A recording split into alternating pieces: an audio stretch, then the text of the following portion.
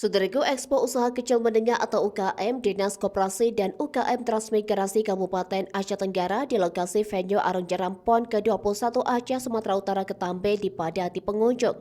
Lokasi wisata Ketambe yang berada di kaki Gunung Taman Nasional Gunung Lauser atau TNGL itu langsung ditinjau oleh PJ Bupati Aceh Tenggara, Dr. Andes Syakir MSI beserta PJ Ketua PPK Agara Nyonya Yulia Syakir, Sekda Yusrizal SD.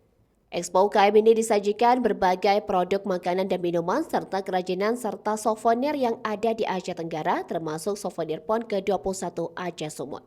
Sementara itu PJ Bupati Aceh Tenggara, Dr. Andes Syakir MSI didampingi Kadis Koperasi UKM dan Transmigrasi Aceh Tenggara Zulfahmi mengatakan venue Arung Jeram PON ke-21 Aceh Sumut di Ketambe ini diikuti 14 provinsi di Indonesia. Jadi dengan adanya event ini tentunya mereka memperdayakan UKM-UKM lokal.